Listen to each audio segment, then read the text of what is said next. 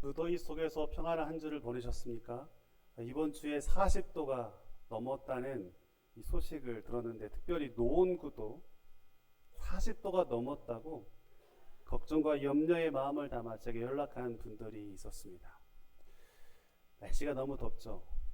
하지만 또 더운 가운데서도 하나님께서 우리에게 베푸신 은혜와 그 사랑의 손길에 따라 강건하게 살아가시기를 축복드립니다. 더우면 일 안 하는 것처럼 보이지만 사실 무더위 속에서도 일하는 분들이 참 많습니다. 가까운 일터와 직장뿐만 아니라 가정에서도, 더 나아가 교회에서도 내게 맡겨진 일들을 충실히 감당하는 분들이 참 많습니다.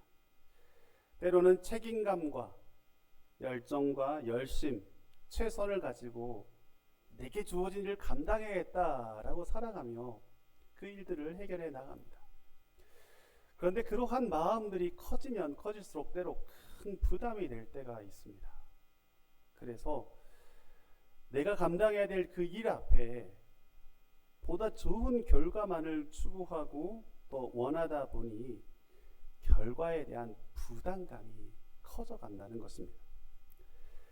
심지어 하나님께 맡긴다라고 말하면서도 내가 원하는 때에 내가 원하는 방식으로 이루어지기를 기대하면서 살아가곤 합니다. 우리에게 필요한 것은 하나님께서 더 일하시도록 재촉하는 것이 아니라 어쩌면 내가 감당해야 될 몫은 최선을 다해 감당하되 하나님께서 하실 일은 하나님께 맡기는 것, 이것이 성도의 삶은 아닐까 생각해 봅니다. 사도 바울은 이러한 사실을 잘 알고 있었습니다. 그래서 우리가 살펴보지 않았지만 고린도전서 3장 6절을 통해 이렇게 고백합니다. 나는 심었고 아볼로는 물을 주었으되 오직 하나님께서 자라나게 하셨다라고 고백하죠. 바울은 자신이 아무것도 하지 않았다라고 말하는 것이 아니라 나는 그저 씨를 심고 마치 뿌리고 또 내 곁에 함께하는 동역자 아볼로는 그 씨앗 가운데 물을 주면서 각자에게 주어진 일을 했다는 것입니다. 그런데 바울이 말하고 있는 그 결론은 무엇일까요? 우리가 해야 할 일은 열심을 다해 하는데 그 일의 결과 자라게 하시고 열매 맺게 하시는 그 일은 우리가 하는 게 아니라 우리의 몫이 아니라 하나님께서 하신다라고 고백하죠. 이것이 바로 신앙생활에 있어서 정말 중요한 원리이기도 합니다. 여러분, 우리에게는 우리의 몫이 있습니다. 그러니까 우리의 역할, 우리의 사명, 우리의 일이 있다는 것입니다. 오늘 바울의 말씀을 기억해 본다면 그렇습니다. 씨를 뿌리고 물을 주는 일은 누가 해야 되는 것입니까? 우리가 하는 겁니다. 내가 해야 하는 겁니다. 그런데 그것이 자라고 열매를 맺도록 돕고 허락하신 분은 하나님이신 줄 믿습니다. 기도해야 하고요. 사랑해야만 합니다. 섬기고 순종해야만 합니다. 그런데 그 결과의 열매의 영역은 하나님의 영역입니다. 여러분, 사람을 변화시키고 열매를 맺게 하는 것은 내가 하는 것이 아닙니다. 아이들을 키우다 보면 더 느껴지는데 아이들을 내 뜻대로 바꿀 수 있는 게 아니라는 것을 얼마나 많이 절감하는지 모릅니다. 함께하는 성도들의 삶이 변화되는 것이 물론 우리의 수고와 노력도 필요하지만 우리 뜻대로 되지 않는다는 것 너무나 느낄 수 있는 것이죠. 사람을 변화시키고 열매를 맺게 하신 분은 하나님이신 줄 믿습니다. 그러므로 그 사람이 변화되었는지 그 사람이 열매를 맺었는지 그 결과에 대해서 우리가 너무 낙심하지 마시기 바랍니다. 절망하지 마십시오. 그저 오늘 우리가 해야 될 그 일들 앞에 우리는 그 일을 감당하면 되는 것입니다. 모든 것을 하나님께 맡기며 그 결과를 하나님께 의탁하며 나아갈 때 우리는 이렇게 고백할 수 있습니다. 나는 오늘 내가 해야 할 일을 하겠습니다. 그리고 하나님께서 하실 일은 하나님께 맡기겠습니다. 맡기는 것입니다. 내가 해야 될 일을 하고 하나님께 맡기는 것, 이것이 믿음의 사람들의 삶의 모습이죠. 그런데 이 말씀을 우리가 이러한 고백을 오해해서는 안 됩니다. 하나님께 맡기니까 우리는 아무것도 하지 않아도 된다? 아니요, 그런 의미가 아닙니다. 결과를 하나님께 맡긴다라고 하는 것은 우리의 책임을 내려놓는다라는 어떤 그런 믿음, 영적인 게으름이 아니라 하나님이 일하시니 그 일에 우리도 참여한다는 것이죠. 여러분, 하나님께서 우리에게 그 일에 역사하심에 참여할 수 있도록 많은 것을 주셨습니다. 지금 내가 가지고 있는 모든 것들 사실 처음부터 내 것은 아니었습니다. 여러분의 시간, 여러분의 물질, 여러분의 재능과 직업, 건강마저도 누가 주신 것입니까? 하나님이 주셨습니다. 하나님께서 내게 허락하신 것입니다. 그래서 우리는 이것이 하나님의 것이기 때문에 내가 주인이라고 고백하지 않는 것이죠. 이러한 것의 주인이 하나님이시기 때문에 우리는 고백하기를 내게 주신 것에 대해 나는 그저 청지기일 뿐입니다. 청지기가 무엇일까요? 주인이 있다는 것이죠. 맡겨주신 분이 있습니다. 그 주인이 내게 허락하신 것을 내가 이 땅에서 살아가면서 감당하며 살아가는 것입니다.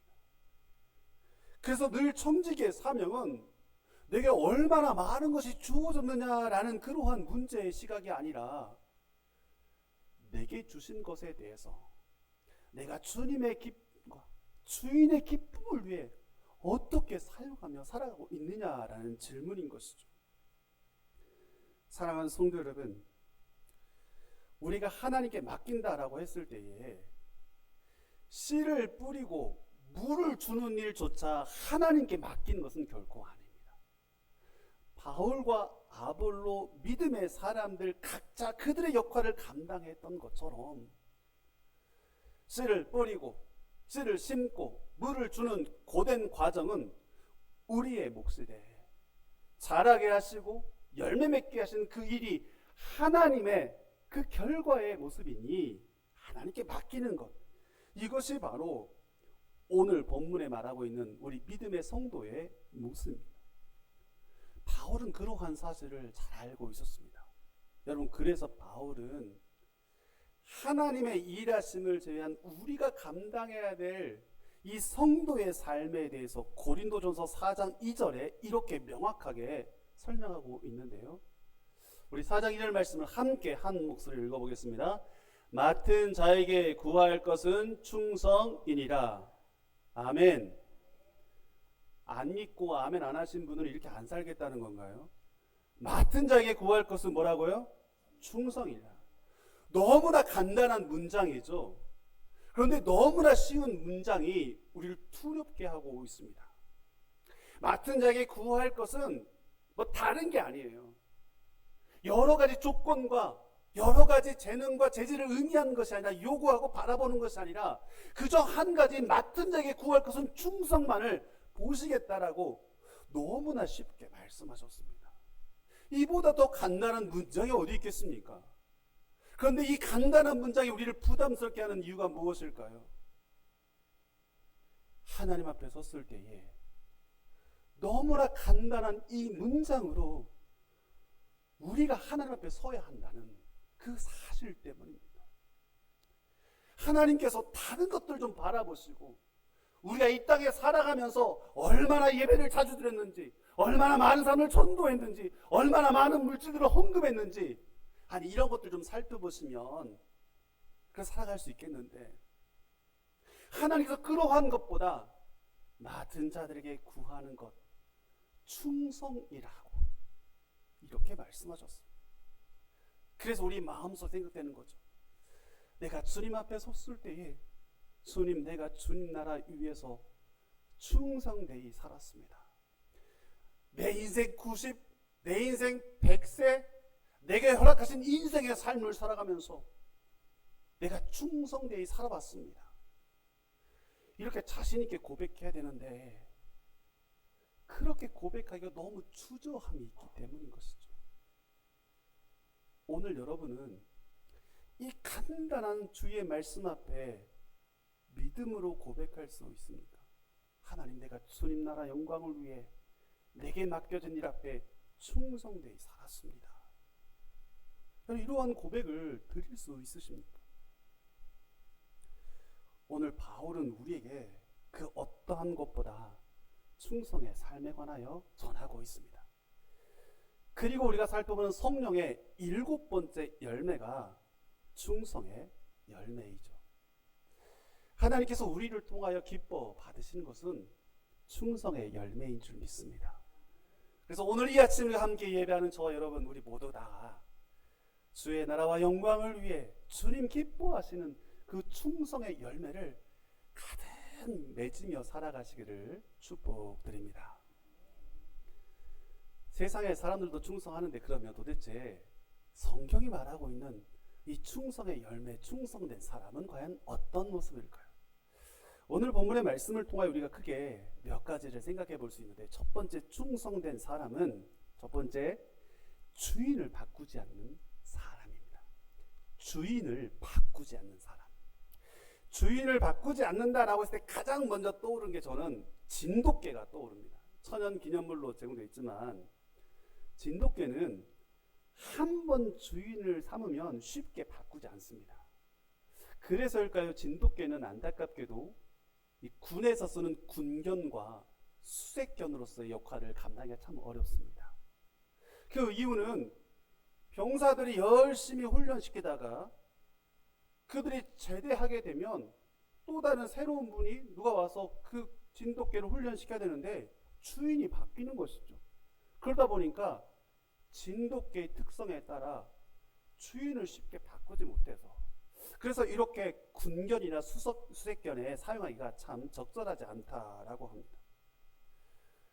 주인을 바꾸지 않는다는 것입니다. 주인을 바꾸지 않는다라는 그러한 의미를 기억해 본다면 오늘 우리 삶은 어떻습니까? 여러분, 세상은 끊임없이 우리에게 주인을 바꾸며 살아가라고 말합니다. 그렇게 살아가는 것이 훨씬 지혜롭다라고 말하죠. 그래서 때로 우리가 살아갈 때 어떤 자리에서는 돈이 우리의 주인이 될 때가 있습니다. 그래서 막 그 주인을 위해 수없이 살아가게 되죠. 또 어느 때는 성공이 우리의 주인이 될 때가 있습니다. 그래서 다른 거 다 포기하고 그 성공만을 붙잡기 위해 살아갑니다. 사람의 인정과 칭찬이 내 삶의 주인이 되기도 합니다. 내 감정과 내 경험과 내 생각이 나의 삶의 주인이 되기도 하죠. 그래서 다른 것들은 다 중요치 않습니다. 오직 그것만을 주인 삼으며 살아갈 때가 얼마나 많습니까? 그래서 수없이 바뀌며 살아가죠. 오늘은 이것을 주인 삼아 살아가고 내일은 이것을 주인 삼아 살아가는 그러한 모습이 참 많습니다. 그러나 성도는 주인을 바꾸는 사람이 아닙니다. 오늘 우리에게 참된 주인은 누구이십니까? 내 인생에 영원히 변함없는 한 분, 내 인생의 참된 주인이시오, 우리의 가정과 우리 자녀와 교회와 나라와 민족의 참된 주인 되신 분이 누구이십니까? 전능하신 하나님 한 분이신 줄 믿습니다. 그래서 상황이 바뀌고 환경이 바뀌어도, 어떤 곳에 있을지라도, 어떤 형편이 있을지라도 여러분, 우리의 주인이 바뀌지 않는 것입니다. 내가 잘 될 때에도 하나님은 나의 주인 되시고, 내가 절망하고 좌절하고 실패할 때도 하나님이 우리 인생의 참된 주인이신 줄 믿습니다. 다니엘이 그런 삶을 살아갔습니다. 다니엘은 어렸을 때 저 바벨론의 포로로 사로잡혀가게 되죠. 어린 나이에 그의 이름도 바뀌었습니다. 살아온 삶의 환경도 변화되었습니다. 왕의 명령을 따라 살아가야만 했고, 때로는 하나님을 믿는 믿음의 행위 때문에 위험의 순간도 수없이 맞이하였습니다. 그러나 다니엘은 환경이 바뀌었다고 해서 그의 인생의 주인이신 하나님을 바꾸지 않았습니다. 왕이 기도하지 말라고 명령하였을 때 그는 평소처럼 하나님께 기도하였습니다. 사자굴에 던져질 것을 알면서도 하나님을 향한 마음이 바뀌지 않았습니다. 다니엘에게서 중요한 것은 내가 어디에 있느냐, 어떤 형편에 있느냐, 어떤 처지에 있느냐가 중요한 것이 아니라 내가 누구이냐, 나의 주인이 누구이냐, 나는 그 주인의 사람으로 살아간다라는 것을 잊지 않고 기억하며 살아갔던 것입니다. 조금 더 달리 말하면 그것은 바로 그의 정체성을 의미하고 있습니다. 내가 누구인지, 나의 주인이 누구인지. 그래서 그러한 사실을 기억하며 살아갔던 다니엘은 어떠한 순간에도 하나님의 사람답게 살아갈 수 있었던 것입니다. 여러분, 우리의 삶이 바로 그래야만 합니다. 제가 휴가철에 음식점에서 이렇게 식사를 하려고 줄을 서 있는데 1시간을 기다렸는데 1시간을. 무더운 날씨에 1시간 기다리는 게 어디 쉬운 일이겠습니까? 끈기와 인내의 사람, 저는 그걸 참고 기다려서 먹겠노라 라고 서 있는데요, 앞서 기다렸던 분들이 이 음식점에 들어가는 거예요. 그러니까 대기하고 있는 분들의 자리가 이렇게 생기잖아요. 자리가 두 자리가 딱 생기는 순간 민첩한 제가 바로 목격하고서 서둘러 달려가 앉았습니다. 그리고 기다리고 있는 제 아내를 불렀죠. 앉으라고. 그런데 제 눈이 약간 따가운데요, 옆을 이렇게 둘러보니까 저보다 늦게 오신 할아버지 두 분이 이렇게 제 옆에 서 있는 것이 아닙니까? 제가 그쪽을 안 봤어야 되는 건데 그쪽에 눈이 돌아가는 순간 마음속에 좀 불편함이 생기죠. 무더운 날씨에 앉아 있어야 하는 것인가? 어떻게 해야 될까? 누가 봐도 이 사람은 목사가 아닌 것처럼 보일 수 있는 반바지에 슬리퍼를 신고 있는데, 그러한 양심의 소리가 갈등이 있을 그때에 제가 누구입니까? 벌떡 일어나서 어르신 이곳에 앉으십시오 라고 가장 인자한 이야기로 그 두 분을 그 자리에 초대해 드렸습니다. 그러고 나니까요, 햇볕이 더 따가운 것 같아요. 바람도 안 불어요. 괴로웠어요. 주변의 환경 너무 힘들었는데 마음은 어떨까요? 너무나 행복하더라고요.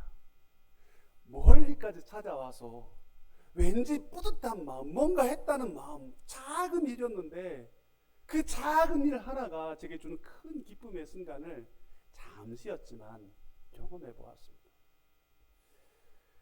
물론 작은 일이죠. 어쩌면 당연한 일이기도 합니다. 그러나 우리가 누구인지를 잊지 않고 살아가는 모습이 어쩌면 저는 이와 같다라고 생각합니다.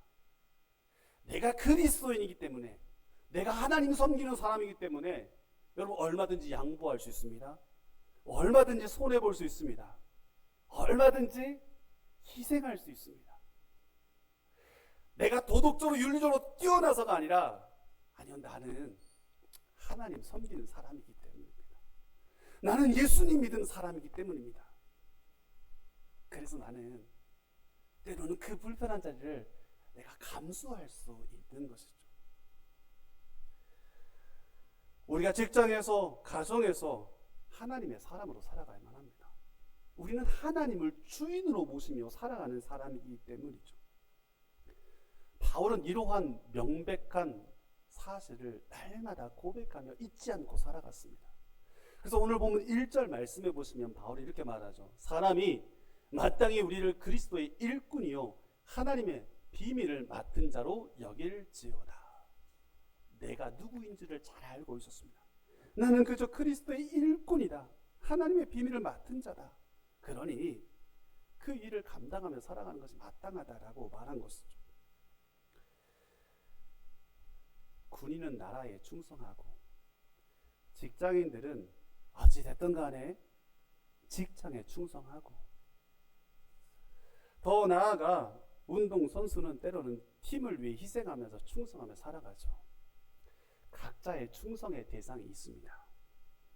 그런데 세상의 충성과 오늘 성경이 말하고 있는 충성의 열매의 그 명백한 차이점은 무엇입니까? 우린 충성의 대상이 다릅니다. 우리의 충성의 대상은 오직 전능하신 하나님, 그 하나님이신 줄 믿습니다.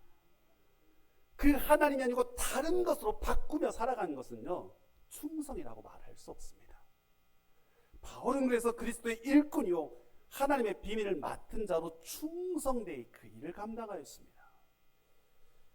오늘 이 아침 결단하고 소망하기는 내가 누구인가를 다시 한번 생각해 보십시오. 그리고 나는 하나님을 주인으로 모시는 사람이다.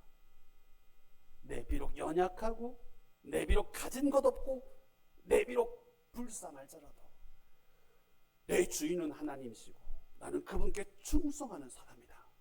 이러한 고백이 흔들리지 않고 내 주인 되신 주님을 바꾸지 않으며 주님 앞에 충성되이 살아가시는 저와 여러분 되기를 축복드립니다. 두 번째로 충성된 사람은 어떤 사람들일까요? 그들은 사람들의 평가 앞에 흔들리지 않는 사람입니다. 우리에겐 공통되는 약점들이 있는데 그 가운데 하나가 비교하는 것입니다. 우리는 끊임없이 비교하며 살아갑니다. 내 주변의 사람들과 비교하기 시작하죠. 아이들이 공부를 잘해가지고 시험을 봤는데 한 문제를 틀렸다고 생각해 보십시다. 얼마나 잘했습니까? 대단한 거잖아요. 칭찬하겠죠. 그런데 비교의 마음이 들었 순간 야, 다 맞은 친구들이 몇 명이 있었어? 이렇게 물어보는 거예요. 내 아이를 생각하기보다 다른 사람들을 비교하면서 우리는 평가하고 또 판단하는 것입니다. 그런데 비교하는 순간 여러분 우리는 감사가 사라집니다. 비교하는 사람 치고 감사하며 살아가는 사람이 없습니다. 비교하는 순간 끊임없이 원망하고 불평의 소리가 끊이지 않죠. 여러분 비교하는 순간 기쁨을 빼앗깁니다. 그리고 비교하는 순간 심지어 충성의 마음까지 빼앗기게 된다는 것이죠. 사도 바울은 주의 복음을 증거하면서 수많은 오해와 비난을 받았습니다. 어떤 사람들은 바울의 수고를 인정하는 사람들도 물론 있었습니다만은 어떤 사람들은 바울의 그 사역을 비난하였습니다. 조롱하였고 평가절하했습니다. 그러나 바울은 분명하게도 사람들의 평가에 대해서 자신의 사역의 방향을 바꾸지 않고 흔들리지 않았습니다. 바울의 흔들림 없는 고백을 다시 한번 주목해 보십시오. 오늘 본문 3절의 말씀인데요. 너희에게나 다른 사람에게나 판단받는 것이 내게는 매우 작은 일이니라. 사람들이 평가하고 판단하는 그 일이 수십 명, 수백 명, 수천 명이 그렇게 이야기한다 할지라도 내게는 그 일이 매우 작은 일이다라고 그는 고백하면서 여겼습니다. 그렇다고 바울이 사람들의 의견을 무시했느냐? 아니요, 그렇지는 않습니다. 자신의 잘못을 지적하면 돌아볼 줄 알았고 사람들의 조언도 새겨 들었습니다.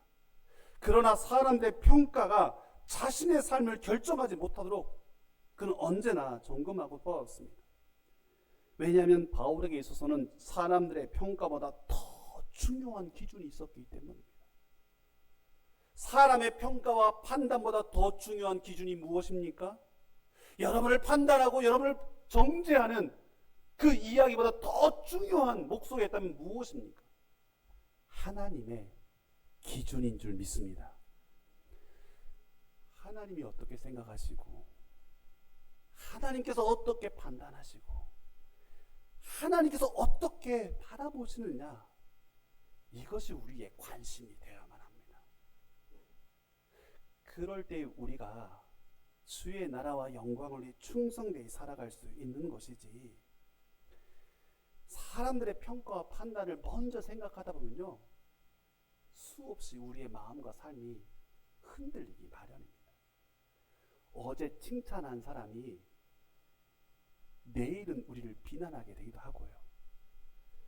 오늘 인정받았지만 내일을 외면할 때가 얼마나 많습니까? 제 가까운 분 한 분 집사님이 교회에서 여러 일들을 하는 가운데 특별히 이 차량 봉사를 하신 분이 계셨습니다. 근데 이분이 뒤늦게 예수를 믿어서 본인이 할 수 있는 일이 무엇일까 생각하는 나머지 이 교회 차량 봉사를 하는데요.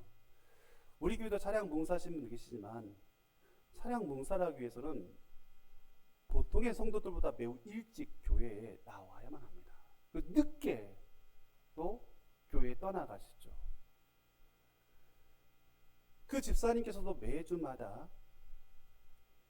눈이 오거나 비가 오거나 춥고 더워도 자기에게 맡겨진 그 일을 감당해서 일찍 교회에 나와 그 차량 봉사를 기쁨으로 감당하셨습니다. 그런데 어느 날 교회에 예배 드리기 위해 찾아온 한 성도가 그분에게 한마디를 하셨는데요. 야, 우리 교회 주차 안내하신 분은 너무나 불친절해 라고 조금은 완화하게 제가 표현하지만 이렇게 이야기했다고 합니다. 그 순간 이분의 마음이 너무나 괴로웠대요. 내가 교회에서 얻는 아무것도 없이 그저 기쁨으로 봉사하는데 내가 이 사람들에게 이러한 대우 받으려고 이러한 이야기 받으려고 내가 이걸 하고 있나라는 자괴감이 들어서 너무나 괴로웠다고 합니다. 그런데 돌아선 순간 그분의 마음속에 아주 깊은 울림이 있었는데요. 그때 그 울림이 바로 이런 내용이었습니다. 내가 사람에게 인정받으려고 일하고 있나? 하나님께서 내게 맡기셨으니 내가 이 일을 감당하는 것이지. 이러한 하나님의 응답을 그분이 받으셨대. 결국 사람의 이야기에 흔들리지 않고 그분은 지금까지도 그 일을 잘 감당하며 신앙생활을 하고 있다는 이야기를 제가 들었습니다. 교회에 섬기고 일할 때마다 이러한 일들이 얼마나 비일비재합니까? 정말 수고롭게 애쓰며 노력하는데도 불구하고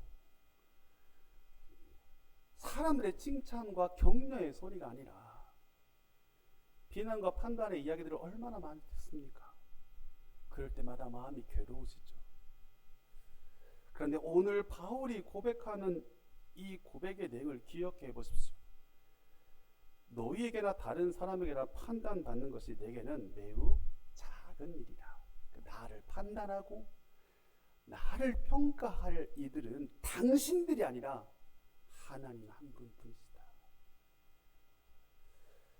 하나님께서 내게 주신 그 마음을 여러분 결코 내려놓지 마십시오. 사람의 판단은 매우 작은 일인 줄 믿습니다. 사람이 알아주지 않아도 하나님께서 기억하시고 오늘도 하나님께서 지켜보십니다. 충성된 사람은 결코 사람들의 평가에 움직이는 사람이 아니라 하나님의 시선을 바라보며 자기의 자리를 지키는 사람들입니다. 오늘 그러한 하나님의 사람들 되시기를 축복드립니다. 마지막으로 충성된 사람의 모습을 보게 되면요, 결코 포기하지 않는 사람입니다. 우리의 약점 가운데 하나가 바로 기다리는 것입니다. 기다리는 것. 기도했는데 응답이 되지 않는다라고 생각하고 열심히 섬겼는데 변화가 없다라고 생각하면서 기다리지 못할 때가 얼마나 많습니까? 물론 처음엔 열심을 다해 노력해보죠. 하나님 제가 열심히 잘해보겠습니다 라는 마음으로 그 일을 감당합니다. 그런데 시간이 지나도 달라지는 것이 없으면 그때마다 우리의 마음속에 이러한 생각이 들죠. 도대체 언제까지 해야 합니까? 이렇게 한들 무엇이 달라집니까?